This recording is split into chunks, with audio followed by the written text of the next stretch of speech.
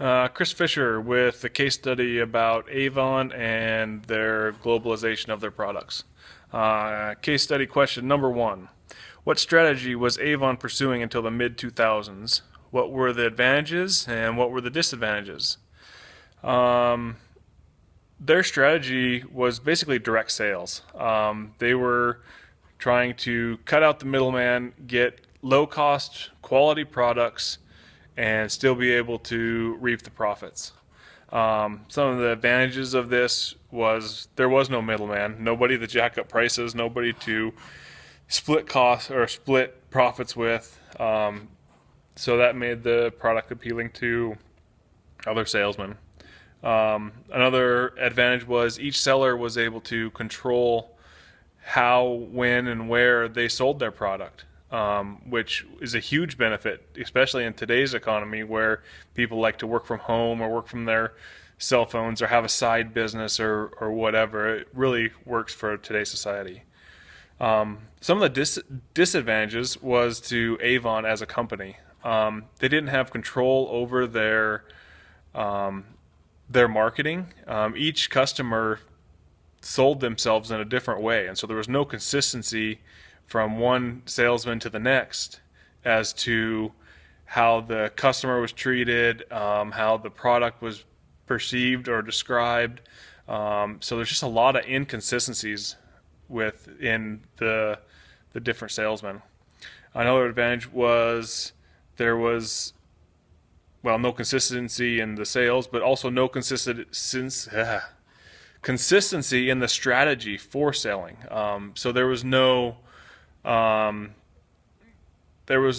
not necessarily a storefront. Like I say, some people just did this on the side where they'd go 2 weeks without selling a product and then sell a dozen. And so there was no way to gauge how much product would sell per day. And so it made it very challenging to keep product in stock and also to justify which products were going to sell the best. But question number two, what changes did Andrea Jung make in Avon strategy after 2005? And what were the benefits and what were the drawbacks? She made three major changes. The three changes being she hired seasoned managers that had experience in international business and globalization of products. Another change she made was she cut the fat out of the organization, flattened the organization, as the book said, just to try to minimize all expenses. And the third one that she did is she consolidated manufacturing. With these three decisions that Jung made, gained various benefits and drawbacks, but some of the benefits were improved communication amongst the managers, and with that improved communication, you got to know each other, one another better, which improved performance, but also knowing who you're working with also improved your accountability. So that all three of those kind of go hand in hand with communication. She was also able to reduce the layers of management from 13 layers down to 8 layers, so effectively cutting out a lot of red tape and hoops that you'd have to jump through to get something done. Another thing she reduced was her overhead, and she reduced that by $1 billion per year, which is very substantial. Some of the drawbacks, though, is a quarter of the products were discontinued, which could possibly have been a rather large hit for Avon. They were so they had enough products that cutting 25% of them, they could have took a big hit.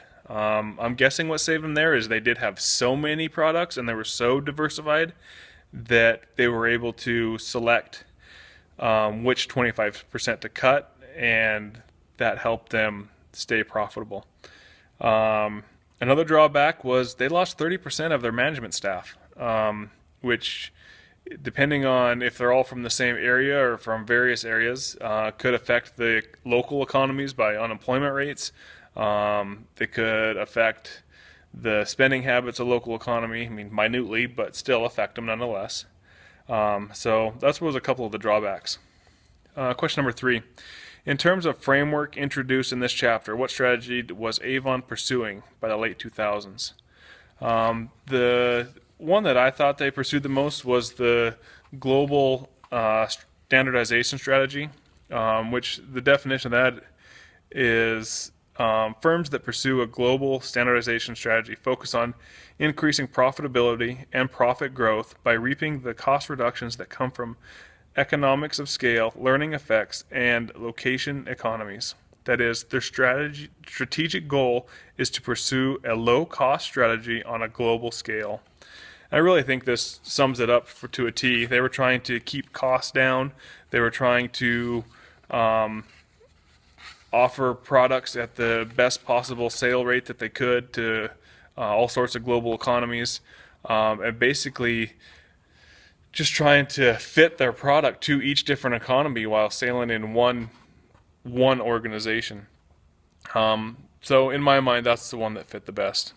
Question number 4. Do you think that Avon's problems in 2010 and 11 were a result of the changes in this strategy, or were there other reasons for this? I believe there were other reasons for this. I think that it was a good strategy. Andrea, I think, made a good, strong change for the company. The part where I think she faltered a little bit was in the 2008-2009 era when the economy was failing. She pushed extremely hard and was extremely aggressive in her sales and trying to recruit new salesmen, which is the good time to get them. You can get people to sell for you relatively cheap, but the downturn of the economy lasted long enough that by the time the economy was starting to pull out, Avon had kind of lost all of its resources. Once again, this is just my opinion, but one remedy I think is, had Andrea pulled back a little bit and been less aggressive, the Avon would have been able to sustain a longer downturn in the economy and may have come out on the other side not hurting quite so bad. And maybe even Ms. Young would still have her job today. But thank you, and I look forward to reading your responses.